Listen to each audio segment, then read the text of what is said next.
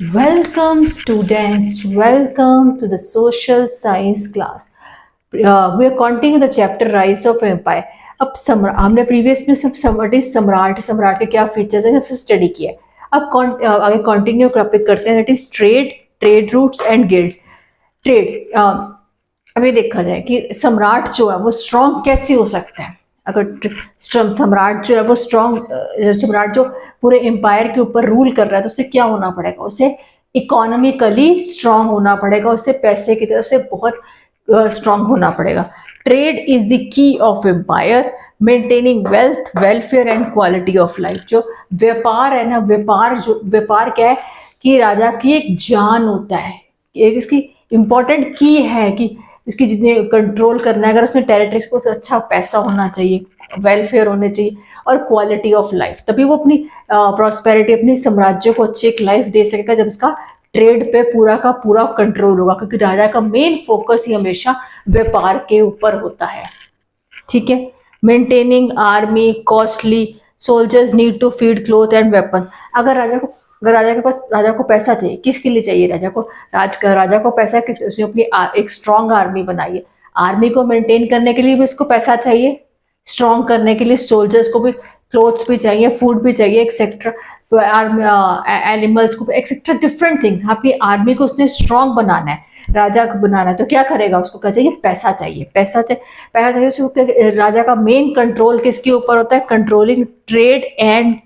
Controlling trade routes all over the empire territory. जितनी empire की territory के trade के ऊपर जो मेन फोकस राजा का कंट्रोल हमेशा ट्रेड के ऊपर, व्यापार के ऊपर होता है. व्यापार से उससे क्या आता है, more trade means more income for producers and taxes for rulers. व्यापार से क्या आएगा, ज्यादा इनकम आएगी तो उसकी वेल्थ इंक्रीज करेगी, तो क्या होगा, उसकी इनकम आएगी तो उसकी एम्पायर स्ट्रांग हो जाएगी. उसको वो इन द फॉर्म ऑफ वो टैक्स भी टैक्स चार्ज करेगा डिफरेंट आइटम्स के ऊपर एक्सेट्रा. क्योंकि जब उसका व्यापार के ऊपर पूरा कंट्रोल होगा. मेन ट्रेड रूट्स कौन से होते हैं, राजा के मेन ट्रेड रूट्स कौन से होते हैं, उत्तरापद एंड दक्षिणापद. दो पद सबके बुक्स में, एक एनसीईआरटी में एक मैप दिया हुआ है जिसमें उत्तरापद एंड दक्षिणा जो मेन रूट्स होते हैं.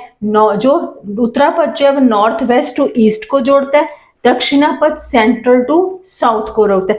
कि ये पूरे ही टेरिटरी को कवर करता है. तो राजा का इन दो रूट्स के ऊपर फुल कंट्रोल होगी.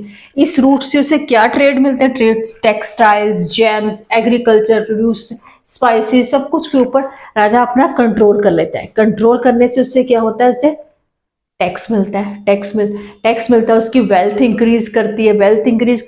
क्योंकि राजा को अगर राज करना है टेरिटरी पूरे एम्पायर के ऊपर, तो उसे क्या करना पड़ेगा, अपने आप को इकोनॉमिकली स्ट्रांग बनाना पड़ेगा ताकि वो अपनी आर्मी को स्ट्रांग कर सके, अपनी प्रजा को अच्छी एक लाइफ दे सके और खुद की क्वालिटी ऑफ लाइफ जी सके. सो राजा को इकोनॉमिकली स्ट्रांग होना चाहिए, तो होना पड़ेगा.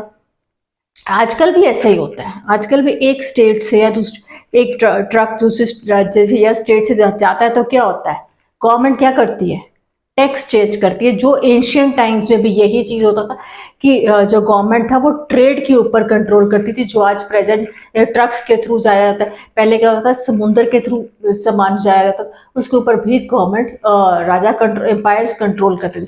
So everybody understand this topic. अगर राजा को अगर अपने आप को टेरिटरी को पूरी कंट्रोल करना है तो किस चीज के ऊपर कंट्रोल करना पड़ेगा, अपने आप ट्रेड के ऊपर कंट्रोल करना पड़ेगा. ट्रेड उसकी जान है.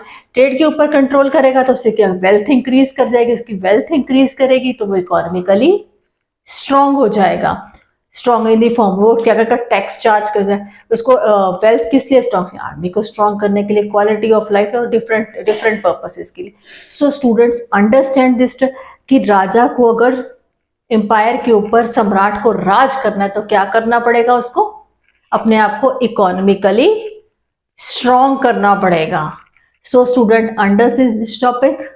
अगर किसी को कोई चीज नहीं अंडरस्टैंड होती, please write down on the comments. मैं आपकी सारी क्वेरीज को क्लियर करूंगी.